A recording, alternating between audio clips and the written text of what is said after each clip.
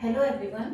आज के इस वीडियो में हम लोग बीएससी के फर्स्ट सेमेस्टर का फर्स्ट टॉपिक जो कि है प्लाज्मा मेम्ब्रेन, उसका केमिकल स्ट्रक्चर जो कि लिपिड्स और प्रोटीन्स से मिलकर बना होता है, इसके बारे में डिस्कस करेंगे। सबसे पहले अगर हम बात करें कि प्लाज्मा मेम्ब्रेन कहते किसे, तो आप लोग जानते हैं हमारी जो सेल होती है उसकी जो आउटर कवरिंग होती है ये प्लाज्मा मेम्ब्रेन होती है ना। बाहर की जो मेम्ब्रेन है यही तो हमारी प्लाज्मा मेम्ब्रेन है।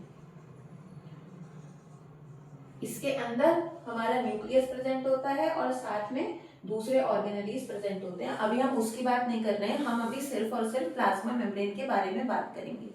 जो हमारा प्लाज्मा मेम्ब्रेन होती है इसके अगर केमिकल कंपोजिशन की बात करें तो ये मेनली लिपिड्स और प्रोटीन्स, इन दो की मेनली बनी होती है इनकी।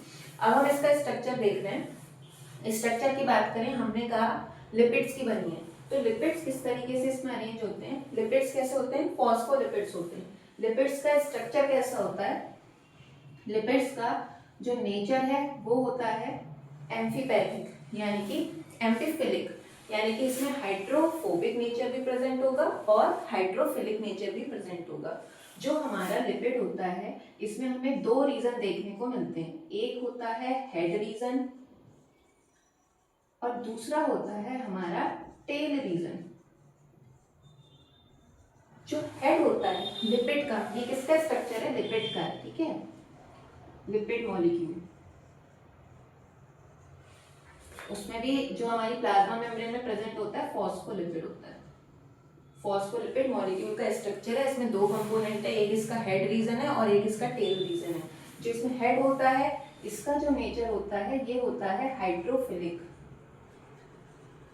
हाइड्रोफिलिक यानी कि वाटर लविंग, और टेल रीजन कैसा होता है, हाइड्रोफोबिक, यानी कि ये वाटर हेटिंग होगा, मतलब वाटर से दूर ही रहेगा, ये हाइड्रोफोबिक। अब ये लिपिड मिलकर हमारी प्लाज्मा मेम्ब्रेन को बनाते कैसे हैं उसको हम देख रहे हैं।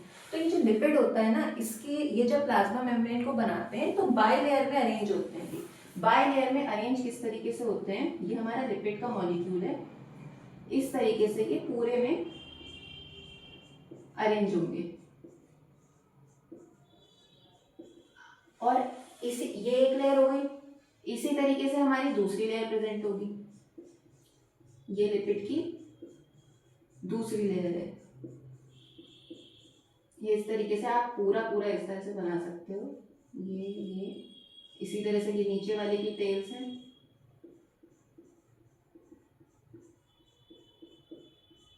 ठीक है। इस तरीके से अगर हम पूरी प्लाज्मा मेम्ब्रेन का स्ट्रक्चर बनाएंगे तो ये हमें पूरे में क्या मिलेगा, पहले तो ये लिपिड का हम स्ट्रक्चर देख रहे हैं, ठीक है, इस तरह से लिपिड्स। अब हमने बात करी थी शुरुआत में कि जो हमारी प्लाज्मा मेम्ब्रेन है वो लिपिड्स और प्रोटीन दोनों से मिलकर बनी हुई है। ये तो सिर्फ और सिर्फ लिपिड है, प्रोटीन का। प्रोटीन क्या होता है, इनके बीच बीच में हमें प्रोटीन के मॉलिक्यूल्स देखने को मिलते हैं। इस तरीके से कुछ प्रोटीन लिपिड की पूरी बाइलेयर को क्रॉस करेंगे, ये हमारा एक प्रोटीन है। कुछ प्रोटीन इस तरीके से आउटर साइड पर लगे रहेंगे, इस तरीके से यहाँ पे भी एक बना रही हूँ, ठीक है। तो कुछ प्रोटीन पूरे के पूरे इसमें एम्बेडेड रहते हैं प्लाज्मा मेम्ब्रेन में, लिपिड बाइलेयर में, और कुछ होते हैं बाहर की साइड पर होते हैं, ठीक है। ये जो पूरी तरीके से एम्बेडेड है ये हमारा इंट्रिंसिक प्रोटीन कहलाएगा, इंट्रिंसिक प्रोटीन। और ये जो बाहर वाला है आउटर साइड पर ये हमारा एक्सटेंसिक प्रोटीन कहलाएगा। ये भी है और ये भी है, ये सेल की आउटर साइड होगी, ये भी एक्सटेंसिक प्रोटीन में लिख रही हूँ, एक्सटेंसिक प्रोटीन। ये वाली साइड क्या है, सेल के बाहर वाली साइड है और ये अंदर वाली साइड है। सेल के बाहर वाली साइड क्या कहलाएगी, एक्स्ट्रा सेलुलर साइड कहलाएगी, और सेल के अंदर वाली इंट्रा सेलुलर साइड कहलाएगी, ठीक है। तो फिर अब देखो इसको भी ना, ये जो लिपिड बाइलेयर अरेंज हुई है ये भी अरेंज होने का एक मतलब है। हमने क्या देखा कि टेल रीजन होती है वो हाइड्रोफोबिक होती है, तो ये टेल ताकि पानी से बचे रहे, पानी के कांटेक्ट में ना आए, तो ये दोनों अंदर की साइड आ गए हमारी मेम्ब्रेन की साइड। अब ये क्या है, वाटर से कांटेक्ट नहीं कर पाएंगी, ये दोनों अंदर आ गए और हमारा जो हेड रीजन था ये बाहर की साइड आ गए, ये साइटोसोलिक साइड पर आ गया और ये एक्स्ट्रा सेलुलर साइड पर आ गया। केवल हेड रीजन ही वाटर के कांटेक्ट में रहेगा। जो हमारा टेल है वो वाटर से बच के यहाँ पे प्रेजेंट है। अब क्या होता है, जो हमारे प्रोटीन्स हैं और जो हमारे लिपिड्स हैं, इनमें हमें क्या देखने को मिलता है, कार्बोहाइड्रेट कई बार इन पर अटैच हो जाते हैं। देखिए कई सारे प्रोटीन होंगे ना, यहाँ पर भी प्रोटीन होगा और भी कई प्रोटीन होंगे। यहाँ पे जो हमारी पूरी जो मेम्ब्रेन है वो इस तरीके से आगे तक बनी हुई है, ठीक है। ये इस तरीके से ये लिपिड के मॉलिक्यूल्स हैं, ये है पूरे में ये बनी हुई होगी, ठीक है। इस तरीके से कई सारे लिपिड्स के मॉलिक्यूल्स दिखा के, प्रोटीन दिखा के। अब इनमें से क्या होता है, कुछ प्रोटीन्स पर जाकर कार्बोहाइड्रेट अटैच हो जाता है। मान लीजिए देखिए मैंने यहाँ पे इस पर कार्बोहाइड्रेट अटैच करवा दिया, ये कार्बोहाइड्रेट मैंने लगा दिया, ये किस पर लगा, प्रोटीन पर लगा है। यहाँ पे मैंने कोई लिपिड मॉलिक्यूल होगा, इस पर मैं कार्बोहाइड्रेट अटैच करवा देती हूँ, ठीक है। यहाँ पे मैंने इस प्रोटीन के साथ यहाँ पे कार्बोहाइड्रेट अटैच करवा दिया। अब आप बताइए, कार्बोहाइड्रेट के लिए क्या वर्ड यूज करते हैं, ग्लाइको, और ये किस पर अटैच हुआ है, प्रोटीन के साथ, तो इसको क्या बोलेंगे, इस प्रोटीन को अब हम क्या बोलने लगेंगे, ग्लाइकोप्रोटीन, ग्लाइकोप्रोटीन, ठीक है। ऐसे ही ये अटैच क्या करवाया है मैंने, ये जो अटैच क्या करवाया था, कार्बोहाइड्रेट को अटैच करवाया, और कार्बोहाइड्रेट प्रोटीन के साथ अटैच हो गया, तो अब हम इसको क्या बोलेंगे, ग्लाइकोप्रोटीन। इसी तरीके से ये लिपिड्स थे, ये लिपिड है, अब मैंने इसके ऊपर क्या लगवा दिया, ये कार्बोहाइड्रेट लगवा दिया है। अब मैं इसको क्या बोलूंगी, ग्लाइकोलिपिड। ग्लाइकोलिपिड का क्या मतलब हुआ, कार्बोहाइड्रेट प्लस लिपिड, तो ग्लाइकोलिपिड। इसी तरीके से कार्बोहाइड्रेट प्लस प्रोटीन, तो क्या बन गए, ग्लाइकोप्रोटीन, ठीक है। अब क्या होता है, इनके बीच में और स्टेबिलिटी आए, और स्टेबिलिटी आने के लिए इनके बीच बीच में क्या होता है, कोलेस्ट्रॉल प्रेजेंट होता है। ये कोलेस्ट्रॉल बना रही हूँ, ठीक है, कोलेस्ट्रॉल रिप्रेजेंट कर रहा है यहाँ पर, तो ये क्या कर रहा है, कोलेस्ट्रॉल। तो ये हमने जो है मेजर जो कंस्टिट्यूएंट होता है प्लाज्मा मेम्ब्रेन का, मेजर जो स्ट्रक्चर है जो कि लिपिड और प्रोटीन से मिलकर बना हुआ है, वो हमने यहाँ पर देखा है, ठीक है। अब हम इसका जो आपको एग्जाम में लिखना होगा, ठीक है, लिखने के लिए मैं इसका थ्योरी पार्ट यहाँ पे बता रही हूँ आपको, जो मैंने समझाया है मेजरली वही रिलेटेड यहाँ पे लिखूंगी, और जो एक्स्ट्रा होगा उसको दोबारा से समझाऊंगी, ठीक है। इतना भी यहाँ पे नोट करिए। चलिए देखिए, हमने क्या देख लिया था, हमने प्लाज्मा मेम्ब्रेन का स्ट्रक्चर मैंने आपको बता दिया था। अब मैं इसका थ्योरी पार्ट आपको बता रही हूँ। तो हमने क्या देखा था कि जो सेल मेम्ब्रेन होती है, प्लाज्मा मेम्ब्रेन, इसको दूसरा नाम क्या होता है, सेल मेम्ब्रेन या फिर प्लाज्मा लेमा भी कहते हैं। ये कोशिका की बाहरी सीमा या आउटर बाउंड्री बनाती है। ये कोशिका है, ये मैं बता चुकी हूँ, कोशिका, इसका ये मेम्ब्रेन, यही वाला पार्ट जो है, इसी को हम जो है एनलार्ज करके जो देख रहे हैं, ये स्टडी, ये पूरी की पूरी जो हमने ये पढ़ा है ना, ये पूरा, ये इसी पार्ट को एनलार्ज करके हमने देखा है। ये मेम्ब्रेन वाला पार्ट ही एनलार्ज कर कर हम स्टडी करते हैं। अब देखिए, जो सेल होती है, सेल के बाहर क्या प्रेजेंट होगा, ये बाहर की साइड क्या प्रेजेंट होता है, इसके बाहर जो फ्लूइड प्रेजेंट होगा, इसको क्या बोलते हैं, सेल के बाहर है, यानी कि सेल के एक्स्ट्रा में, तो क्या बोलेंगे इसको, extra cellular, extra cellular fluid, है ना, फ्लूइड अगर या रीजन बोल सकते हैं, फ्लूइड नहीं है तो। और यहाँ पे क्या होगा, सेल के अंदर क्या प्रेजेंट होता है, साइटोसोल। अब हम यही मेम्ब्रेन यहाँ पे इनलार्ज कर कर देख रहे हैं, तो ये मेम्ब्रेन के बाहर वाला रीजन ये है और अंदर वाला ये साइटोसोल वाला रीजन ये है। तो मैं इस मेम्ब्रेन के बाहर में क्या लिख सकती हूँ, इसको एक्स्ट्रा सेल्यूलर फ्लूइड या रीजन, ठीक है, REGN। और ये अंदर की साइड में क्या लिख सकती हूँ, ये अंदर क्या होगा, साइटोसोलिक रीजन, ठीक है। तो ये सेल का क्या कर रही है, आउटर कवरिंग को बना रही है। यह साथ में क्या काम करते हैं, यह झिल्ली कोशिका की कोशिका को बाहरी वातावरण से अलग कर रही है। अंदर का जो भी ऑर्गेनेली वगैरह थे, न्यूक्लियस होगा, दूसरे ऑर्गेनेलीज होंगे, उनको बाहर के एनवायरनमेंट से अलग करेगी, और तथा पदार्थों का आवागमन, ट्रांसपोर्ट जैसे महत्वपूर्ण कार्यों को नियंत्रित करती है। ट्रांसपोर्ट कैसे करवाएगी, कोई भी चीज होगी, कोई भी मटेरियल होगा, सब्सटेंस होगा, उसको सेल के अंदर आना है, सेल के बाहर है, सेल के अंदर आना है, इधर साइटोसोलिक रीजन में आना है। तो किस तरीके से आएगा, या तो डिफ्यूजन के थ्रू आ सकता है, अगर हाइड्रोफिलिक होगा या उसे कोई फर्क नहीं पड़ता किसी भी फिलिसिटी से, तो क्या होगा, डायरेक्ट या तो इस मेम्ब्रेन के थ्रू आ सकता है ना, डिफ्यूजन के थ्रू आ सकता है, या फिर ट्रांसपोर्टर का यूज कर सकता है। ट्रांसपोर्टर के लिए प्रोटीन्स यूज होंगे, ठीक है, प्रोटीन्स के थ्रू ये यहाँ से यहाँ अंदर आ सकता है, ठीक है, तो ट्रांसपोर्ट का काम करवाएगा।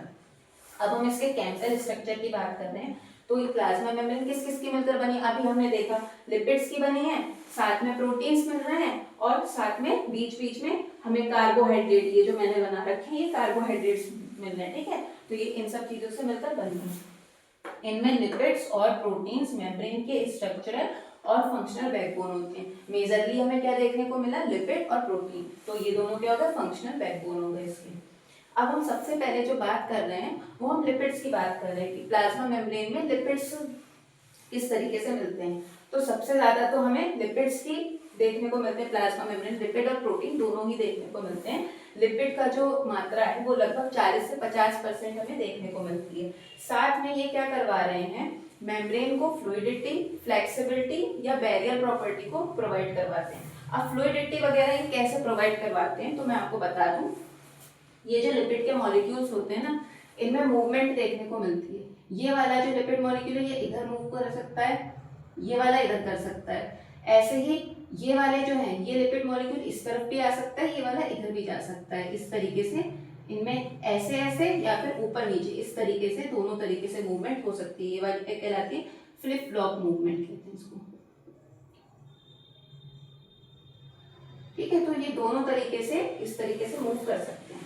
अब हम जो लिपिड्स के टाइप हैं वो पढ़ रहे हैं, ठीक है। पहला है इसमें फॉस्फोलिपिड। फॉस्फोलिपिड मैंने आपको बताया था, ये पूरी लेयर किसकी बनी हुई है, फॉस्फोलिपिड की। ये जो मैंने स्ट्रक्चर इस तरीके से बनाया था ये क्या है, फॉस्फोलिपिड का स्ट्रक्चर बनाया था। इसमें एक रीजन क्या था, हेड था, और ये जो दो टेल्स बनी है ना, दो हैं, तो ये दोनों जो 2 टेल्स हैं और काहे की बनी है, 2 फैटी एसिड टेल्स हैं, फैटी एसिड की बनी हुई टेल्स होती हैं।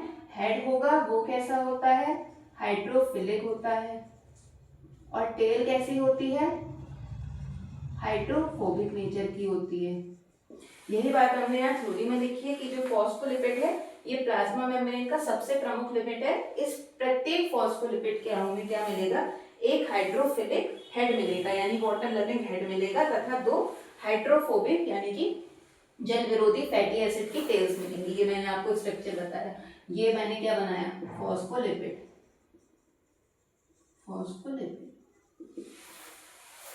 फॉस्फोलिपिड मेम्ब्रेन में बाई लेयर बनाते हैं। ये 2 लेयर बनाई ना, एक ये फॉस्फोलिपिड, एक ये फॉस्फोलिपिड की लेयर है, एक ये फॉस्फोलिपिड की लेयर है, तो ये क्या बन गया, पूरा बाई लेयर बन गया, 2 लेयर्स आ गई।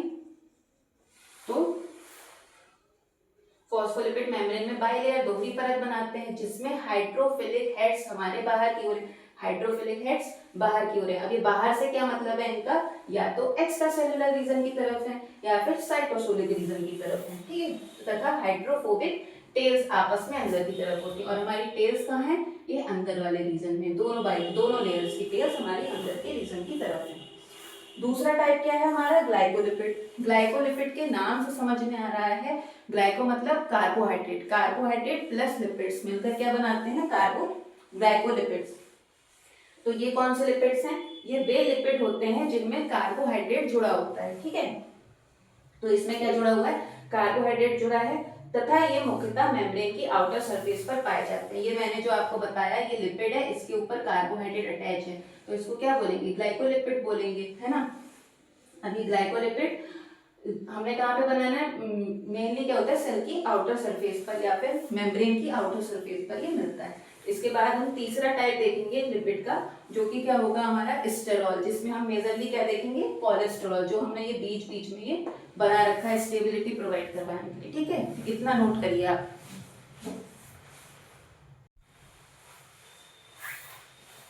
अब जो हमारा तीसरा लिपिड था, पहला लिपिड हमने फॉस्फोलिपिड कर लिया, दूसरा लिपिड हमने ग्लाइकोलिपिड कर लिया, तीसरा लिपिड हमारा है स्टेरॉल, जिसमें कि हमारा मेजरली कोलेस्ट्रॉल आता है। अगर हम एनिमल सेल्स की बात करें तो उसकी जो प्लाज्मा मेम्ब्रेन होती है उसका जो मेन स्टेरॉल होता है वो कोलेस्ट्रॉल होता है। अब ये कोलेस्ट्रॉल होता कहाँ पर है, मैंने आपको बताया ये फॉस्फोलिपिड के मॉलिक्यूल्स हैं, इनके बीच बीच में ये हमें कोलेस्ट्रॉल मिल रहा है।